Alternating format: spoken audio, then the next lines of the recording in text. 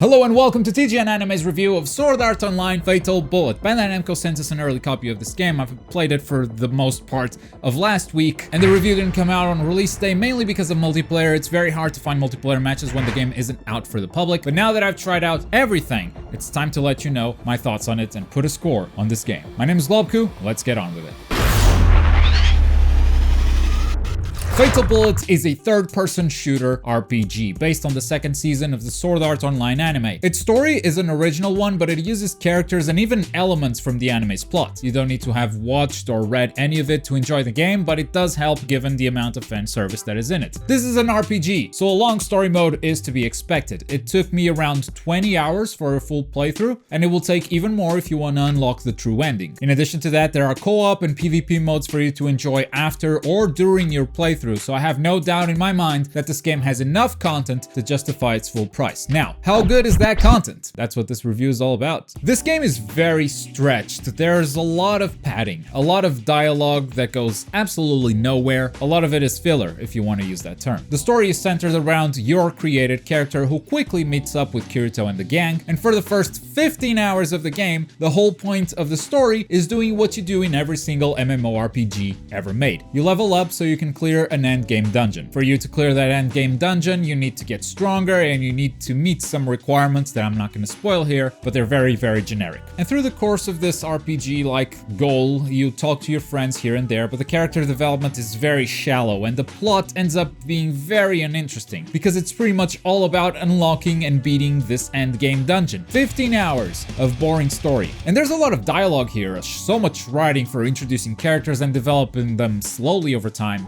very slowly. I mean, before you even get your first proper mission, there are 2 hours of dialogue introducing characters and systems, and even though the game spends those initial hours explaining all of that, there are systems and vendors that it doesn't explain at all, and you just kind of have to stumble upon them or discover them on your own, because the first few hours never mention them at all. Now, I did say that the game was 20 hours long, and the first 15 hours were kind of boring. What does that mean for the final 5 hours? The final 5 hours of the game, I enjoyed a lot. Some of the character development finally pays off in satisfying ways, especially the original characters created for this game. You also unlock Kirito mode towards the end, which is nothing more than playing as Kirito in a chapter of the whole story, but that is accompanied by some very good looking cutscenes. You remember the one from the trailer with Kirito and Shinon? Yeah, that's when that happens. Also, turns out there aren't a lot of those cutscenes, and most of them are in the final 5 hours of the game, which made the end game that much more satisfying. And also, it's when we get to this phase of the game that they don't just create a new story, they expand on the story of the season 2 of the anime with a whole Death Gun arc, and they do it in very interesting ways using the new original characters in Fatal Bullet. That's about as much as I can say without spoiling anything, but yeah, you do have to work through 15 hours to get to the good stuff. Now, I'm not gonna say that those 15 hours were just boring. The story wasn't good, but I did enjoy the gameplay. It's safe to say that this is my favorite Sword Art Online game so far. That said, I wasn't a big fan of the other ones, so the bar was kind of low to begin with. But it's my favorite, I think, largely because I think they nailed this change of style. The mix between third-person shooter and RPG is very well done. It's an RPG, so you level up and you can put points into different stats. Those stats boost your character, but also allow you to carry different weapons and use different skills and gadgets. The shooting itself, the gunplay, is alright. It's no Destiny, no Call of Duty when it comes to gunplay, but for what it is, it's more than enough. It's got this aim assist feature that is really helpful in fights where you have to constantly move, so you don't always have to manually aim to be damaging your enemy. But if you want to deal more damage or hit a weak point, you usually have to aim manually,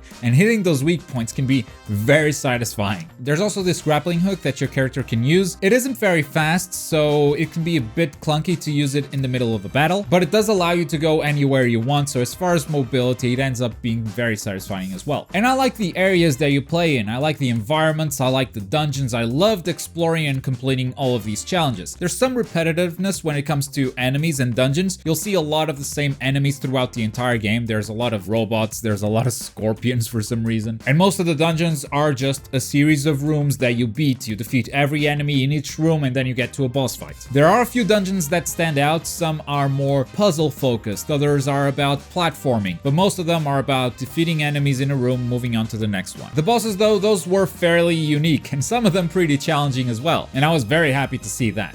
And then we have the outdoors, the more open areas. They are also pretty varied. They each give off a different vibe. Even if some of the enemies are the same everywhere, there's enough difference in each zone to feel like you're playing something completely different. So yeah, I also like the open environments a whole bunch. With that said, this game is missing a lot of quality of life stuff that we've gotten used to over the years, over different games that we played outside of anime games even. The game has a lot of small nuisances that are so easy to fix because other games have fixed them in the past. But Fatal Bullet feels like it has this almost backwards design, and they decided that we should suffer through these things that they decided not to fix. For instance, you cannot swap out a weapon if your current weapon is active. If you want to swap out your primary, you need to swap to your secondary first before going in the menu and swapping your primary, which feels like an unnecessary step. Same thing when you're upgrading a weapon. You cannot have your weapon equipped if you want to upgrade it. You have to go into the menu, replace it with something else first,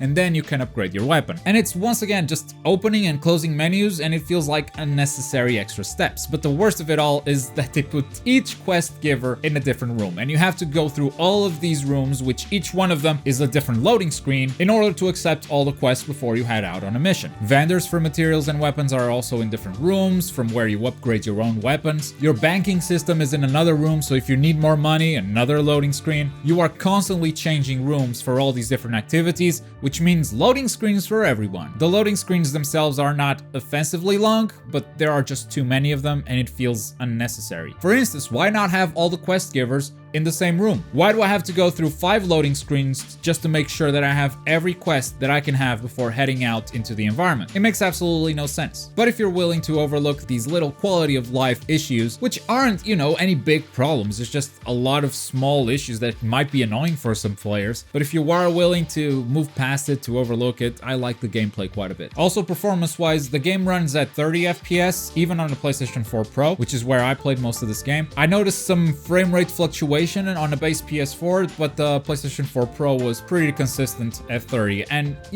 it's a third-person shooter, so that's going to bother some players. So also take that into consideration when thinking about buying this game. This is a shooter at 30 FPS. And that's pretty much it in terms of single player. Overall, I enjoy the experience. There's a lot of padding in the story, but the gameplay kind of makes up for it. Even if there are a lot of minor nuisances that have no reason to exist at all. So moving on to the multiplayer portion of this game, you can play some co-op missions as well as some PvP battles. Now, co-op missions are pretty much just boss fights. You go in a room and you defeat a boss. First of all, I absolutely hate this lobby system that we see in a lot of Japanese and anime games. It just feels outdated. Most games nowadays do matchmaking, which is a lot easier to bring players together. But despite my hate for this lobby system, for co-op, it's actually not that bad. Even if your lobby is not full, the game will fill your party with NPCs. So you'll never solo a boss. There will always be 4 characters plus their AI, which means 8 characters in total fighting against a boss. But also because there are 8 characters fighting a boss, this makes the bosses too easy. The boss's attention is spread across 8 different characters. 4 of them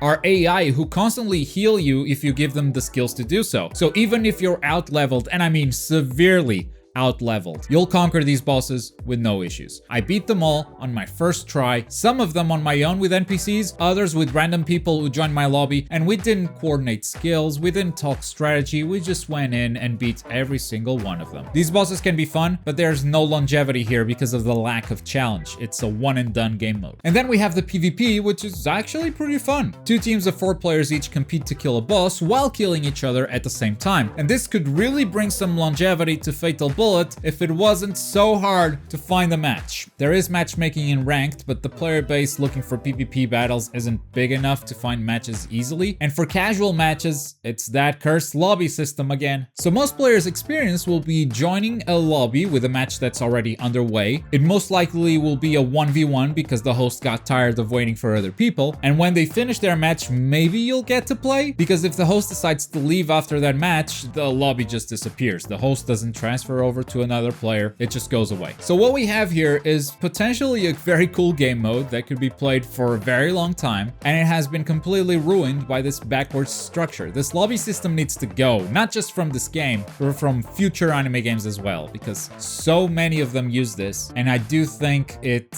hurts their chances of having like a community, a player base actively playing it. Also, staying true to the game's lack of quality of life features, you cannot level up in multiplayer for some reason. This is an RPG with different game modes. The player should be able to level up doing what they love the most. If what you love the most is multiplayer though, you cannot level up, which ultimately makes multiplayer just a couple of game modes where you can get rare items for crafting, for customization, and that's it as far as progression goes. And that's pretty good, but I don't see a reason why you wouldn't be able to level up as well. Are they scared that you become out-leveled for the story missions? Come on. And before we wrap up this review, let's talk a little bit about the presentation. You've seen the graphics already. At this point, you've made up your mind about them. But personally, yeah, I don't think they're impressive, but I think they're competent. They're good enough for what the game does. Sound design can be a bit weird though. For instance, when you're sprinting and your character stops, it makes a very loud noise.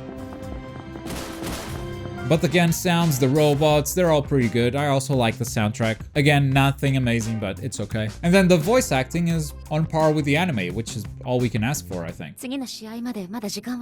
I do think the trailers were a little bit misleading by making that Kirito cutscene so prominent, showing that thing all the time every time they were promoting the game, when really there aren't a lot of those cutscenes. And the one they've shown is the best by far, which is why you haven't seen a lot of these cutscenes throughout the review. We're trying to accurately represent the game, and what you'll see for most of your time playing is either a loading screen, your character running around in the environment, or some dialogue scenes using this engine. So taking all of that into consideration, it's time to score this game. We use letters for our scores, where F and E are bad games, D and C are mediocre or just okay, and B and A are good games, games that I can easily recommend to most people. And this is what I've decided to score Sword Art Online: Fatal Bullet.